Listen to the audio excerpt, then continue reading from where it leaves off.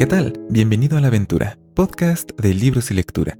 Yo soy Bosco, este es el episodio 175 y en esta ocasión hablaremos de Sin novedad en el frente, de Éric Maria Remarque. Acompáñame y conozcamos juntos de qué trata este libro y qué tiene de bueno y de malo.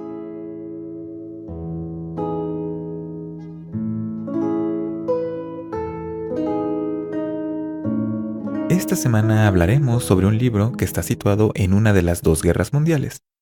No es sobre la Segunda Guerra Mundial, que por alguna razón es la más popular de las dos guerras mundiales como evento histórico que sirve de escenario para una enorme cantidad de ficción. Y sospecho que esto tiene que ver con que Estados Unidos sí participó en la Segunda Guerra Mundial y en la Primera Guerra Mundial no. Después de todo, este es un país en el cual se crean muchos libros, películas, series de televisión, videojuegos y muchas cosas más. No, en esta ocasión hablaremos sobre la Primera Guerra Mundial, un momento de la historia que moldeó en muchos sentidos al mundo moderno. El libro del que hablaremos esta semana es Sin novedad en el frente, del autor alemán Éric Maria Remarque, publicado originalmente en 1929.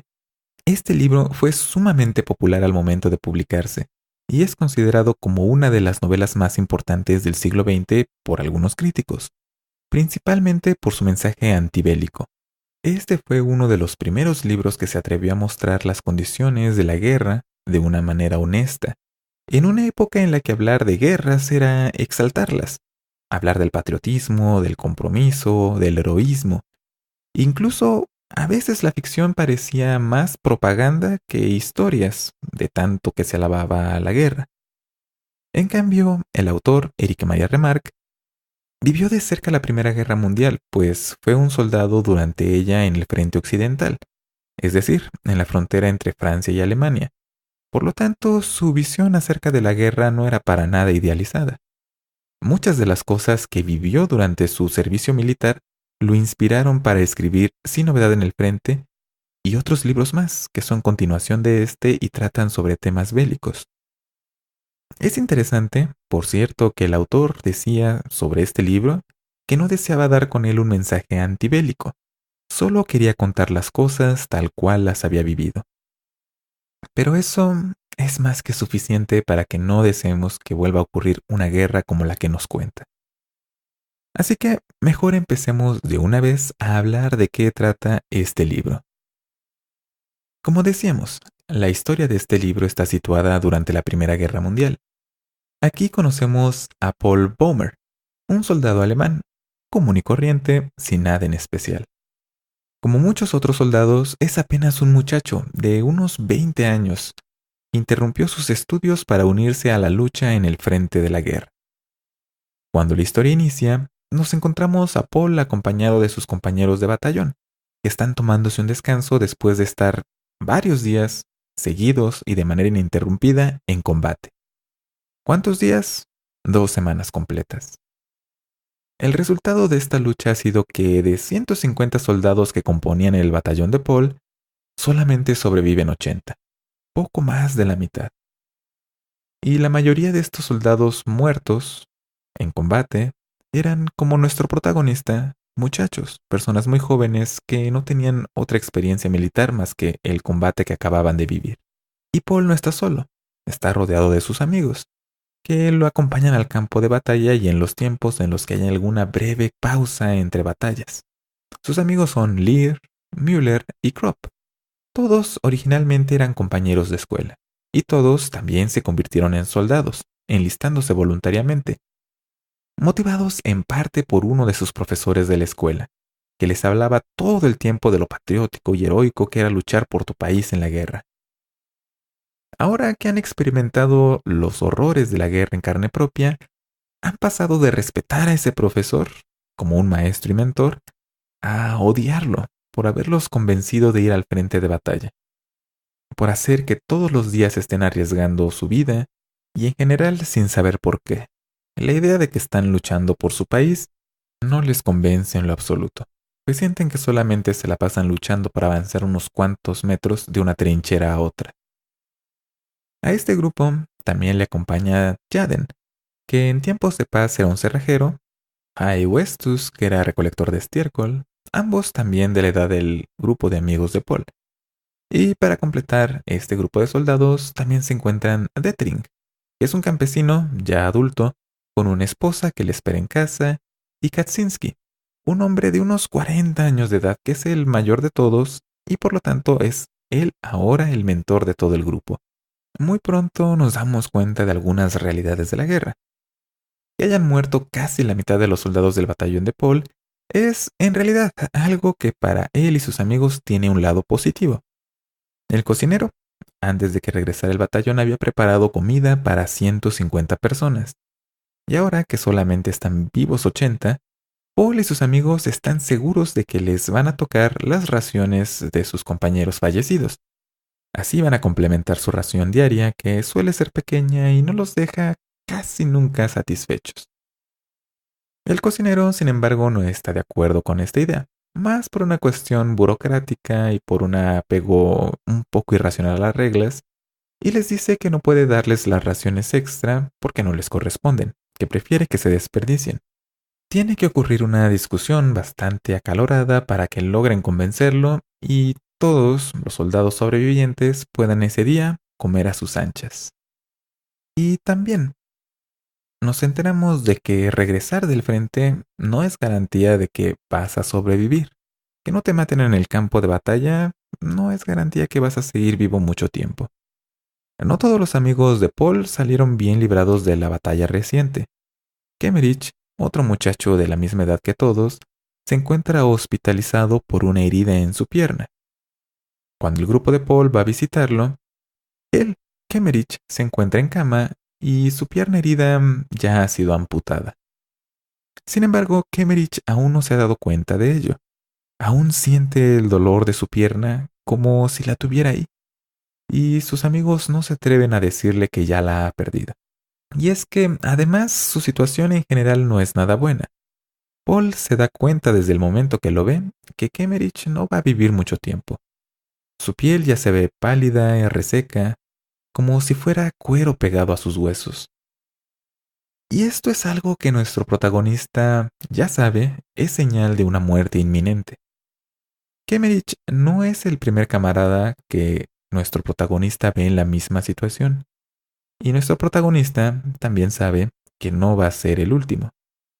Ha visto ya tantos muchachos en la misma situación que su amigo que se ha vuelto experto en reconocer a alguien que va a morir pronto. A alguien como Kemerich. Kemerich, por su parte, está preocupado porque no encuentra su reloj y les pide a sus amigos que lo busquen, porque quiere mandárselo a su madre para que no lo olvide. Después de todo, Kemerich es un muchacho. Ni siquiera es realmente un adulto. Salió de la escuela para meterse a la guerra.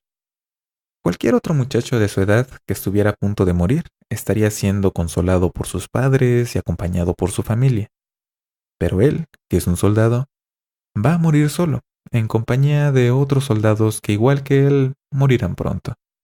Ni siquiera tendrá la tranquilidad de mandar su reloj a su madre, pues este, sin duda, ya ha sido robado. Paul piensa en el Kemerich que conoció, que nunca fue un atleta excelente, pero sí un joven noble que disfrutaba de nadar y de la compañía de sus amigos. Y ahora lo ve, es solo un cuerpo mutilado, aferrándose a la vida. Parece más un esqueleto que una persona. Mientras tanto, los amigos de Paul le recuerdan que tienen que cuidar las botas de Kemerich, porque se las pueden robar. Alguien puede pensar que le quedan bien y llevárselas, y eso sería muy malo. Principalmente porque ellos también podrían aprovechar esas botas. Sin duda, al menos a alguno de ellos le deben quedar bien. Así que sería un desperdicio que alguien más se las llevara. Paul, en ese momento, también empieza a recordar su vida antes de la guerra, cuando tenía otros intereses, por ejemplo, cuando escribía poesía. Ahora no tiene tiempo para eso. Las cosas en el campo de batalla las haces porque evitan que te maten, y más allá de eso, poco es realmente importante. Si algo no te ayuda a sobrevivir, no vale la pena que le dediques tiempo. Nuestro protagonista piensa también en cómo su generación no tendrá oportunidad de convertirse en adultos y descubrir el mundo en sus propios términos. Eso les ha sido arrebatado. El mundo que conocen es uno de dolor, muerte y sufrimiento, que no parece tener fin. Solo conocen la guerra. Ni siquiera las personas en su propio ejército son consideradas con ellos. Himmelstos, un cartero, que ahora en tiempos de guerra es un superior en el ejército, disfruta de maltratar a los soldados a su cargo, en especial a los nuevos reclutas. Los hace agotarse hasta desfallecer y los humilla en cada oportunidad. Es un hombre cruel, mezquino y que ahora que tiene tantito poder lo está explotando hasta la última gota. Y sin embargo, Paul acepta que si no fuera por Himmelstos, muchos soldados se volverían locos inmediatamente por todo lo que presencian en el frente de batalla. Paul está en esto cuando Kemerich empieza a contarle que algo que lamenta de morir es que nunca podrá convertirse en un guardabosques. Aunque Paul lo intenta distraer y le asegura que se repondrá, incluso que podrían ponerle una prótesis de pierna porque Kemerich ya se dio cuenta de que ya no tiene una de sus piernas, pues Kemerich ya ha aceptado que morirá. Paul entonces se decide a buscar un médico para que al menos su amigo muera sin dolor. Sin embargo, ningún médico le hace caso. Le dicen algo que Paul en el fondo sabe que es cierto. Kemerich es solamente uno de decenas de muchachos que van a morir ese día, y no hay nada que puedan hacer por él. Es más, en cuanto muera Kemerich, tendrán que sacarlo de su cama porque alguien más la va a necesitar para poder morir en ella. Y mientras todo esto pasa, Kemerich muere. Y sí, inmediatamente uno de los amigos del batallón se queda con las botas de su amigo fallecido. Y todo esto no se compara para nada con los horrores que Paul y sus amigos viven cada que salen a luchar en el frente. ¿Qué pasará con el grupo de amigos de Paul? ¿Logrará Paul sobrevivir a la guerra que hay a su alrededor y todo esto realmente hace alguna diferencia? Eso lo descubrirás leyendo Sin novedad en el frente, de Eric Maria Remarque. Y ahora que sabemos de qué trata este libro, pasemos a hablar de ¿qué tiene de bueno este libro? ¿Por qué disfrutarías de leerlo? Y para empezar, así que digas disfrutar en el sentido de que es algo grato leer las páginas de este libro, yo diría que no realmente. No es un libro que disfrutes en el sentido de que te hace sentir feliz, animado, optimista, positivo, sino más bien es un libro que te hace entender mejor las cosas, te hace verlas de una forma diferente. Allí está lo positivo de él. Este libro nos muestra a la guerra tal como es, una situación donde no parece que haya vencedores. Los mismos protagonistas de Sin novedad en el frente lo mencionan en más de una ocasión, que les han dicho que están luchando por su país, por la gloria de Alemania. Pero entre ellos llegan a la conclusión de que les da igual, es decir, uno de los personajes dice que si los gobernantes de su país y del país vecino, en este caso Alemania y Francia, tienen problemas entre sí, que sería mucho mejor que se agarraran a golpes entre ellos y así decidieran y arreglaran sus diferencias, que no jalaran a la guerra a tantos muchachos que no tienen realmente interés en lo que está pasando. La Primera Guerra Mundial además tuvo una característica muy particular. Fue una guerra que se luchó en gran parte en las trincheras. La manera en que ocurrían las batallas era más o menos así. Uno de los bandos cavaba una trinchera, que es básicamente un hueco en el piso en el cual se instalan los soldados para desde ahí disparar, lanzar artillería y además protegerse, y el otro bando hacía exactamente lo mismo. Eso hacía que entre las dos trincheras hubiera un espacio que era conocido como la tierra de nadie. Y era conocido así porque nadie que pasara por ese territorio tenía muchas esperanzas de sobrevivir. Era blanco fácil para los disparos y la artillería del enemigo, e incluso en la confusión podría que tu mismo bando terminara también matándote. Y las armas en aquel entonces ya eran razonablemente avanzadas, es decir, ya eran letales. Esta es una guerra también en la que se usaban gases venenosos contra las tropas enemigas. Una estrategia efectiva para sacar a las personas de las trincheras era lanzar granadas de gas venenoso a su interior y hacer que las personas que estaban dentro murieran envenenadas, asfixiadas, y aunque esa trinchera quedaba inutilizable por mucho tiempo, por lo menos habías matado a tu enemigo. Esto, por cierto, es descrito en alguna parte de este libro. Y lo más trágico de todo este asunto es que, por las características de este enfrentamiento, las ganancias que tenían los bandos enemigos eran mínimas. Si en un día avanzaban 5 o 10 metros, ya habían avanzado muchísimo. Había veces en las que, como ocurre al principio de este libro, pasaban semanas en combate los dos bandos sin lograr ninguna ganancia en particular. Lo único que se conseguía era que muchos soldados murieran. Muchos soldados muy jóvenes, en todos los bandos. El caso de Paul y de sus amigos era representativo de lo que pasaba en esta guerra. Los adultos estaban muriendo a un ritmo tan acelerado que era necesario meter a soldados poco entrenados, muy jóvenes y que tenían pocas probabilidades de sobrevivir. Eso era la guerra. Y claro, todo esto a veces lo vemos en televisión o en los libros de historia.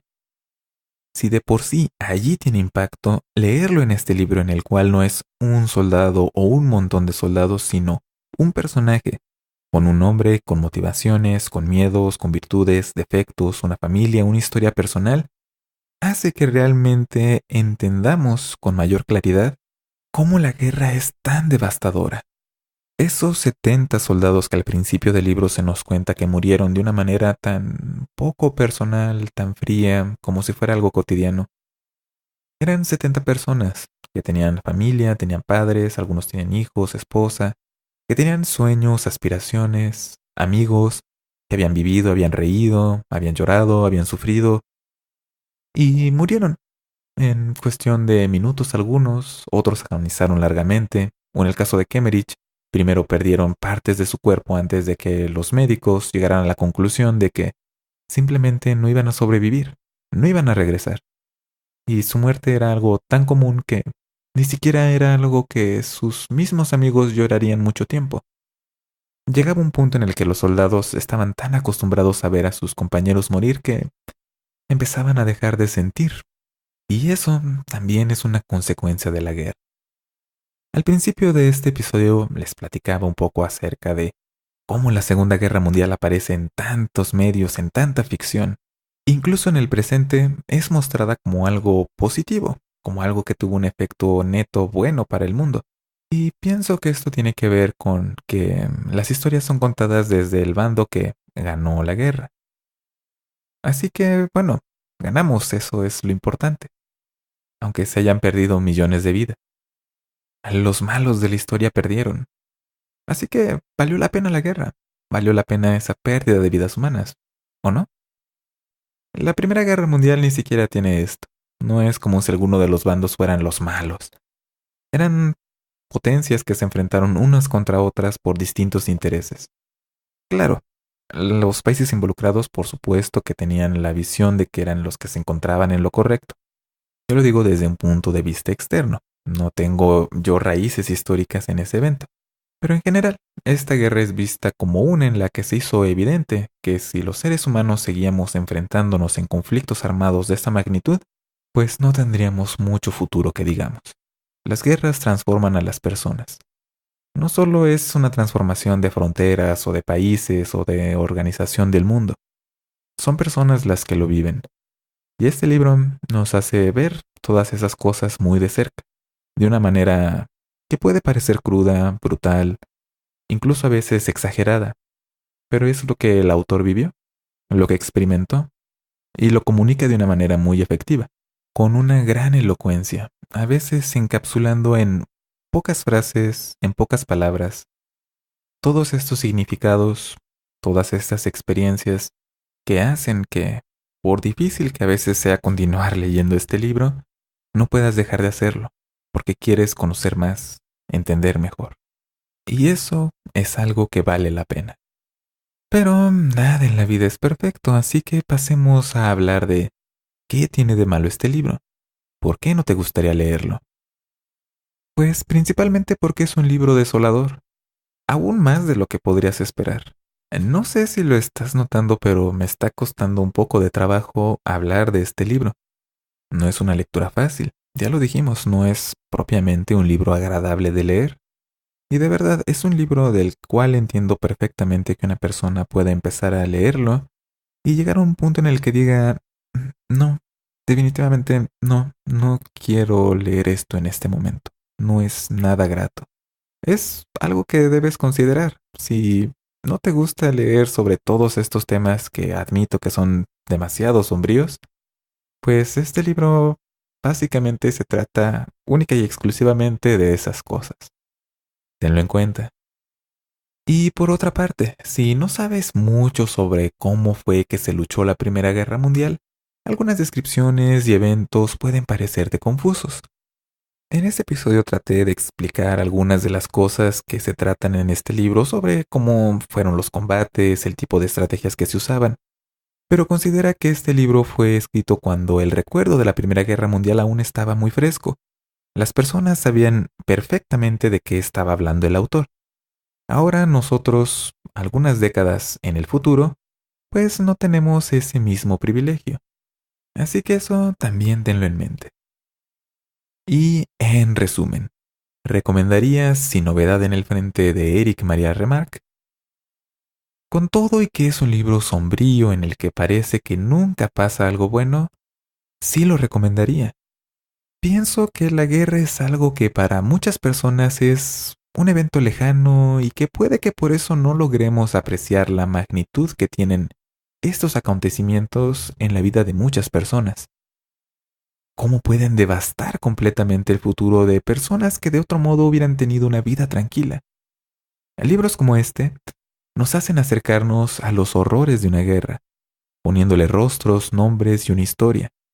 Hace que las personas que participaron en ella se sientan reales, y con ello nos lleva a cuestionarnos si vale la pena que, como seres humanos, nos matemos unos a otros en nombre de una nación o como Paul y sus amigos, sin siquiera saber por qué.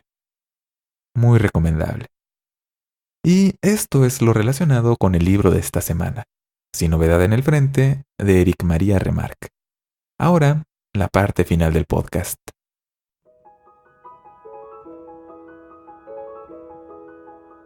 Como siempre, este podcast es traído a ti gracias a los benefactores de A la Aventura en patreon.com. Cada mes, con sus donativos, ayudan a producir este podcast, lo cual agradezco muchísimo. No sé si lo sepas, pero este podcast es una producción individual. Yo me encargo de hacer la producción, la grabación, publicar, difundir y todas las demás cosas. Es algo que disfruto hacer, pero bueno, es un poco difícil en algunos momentos, sobre todo cuando tengo mucho trabajo.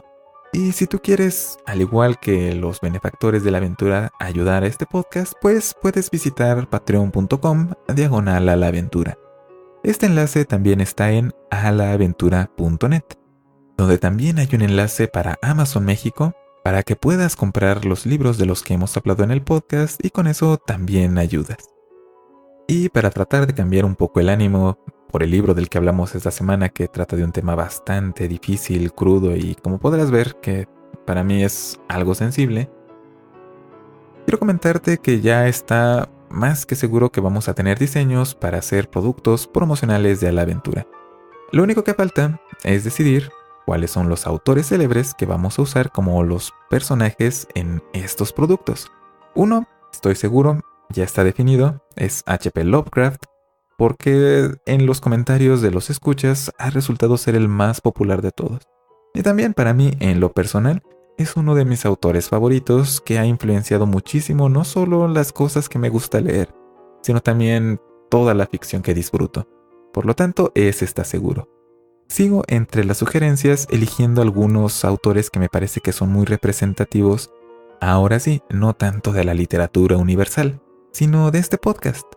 De aquellos autores que de alguna manera sé que son consentidos de los escuchas de A la Aventura, como tú.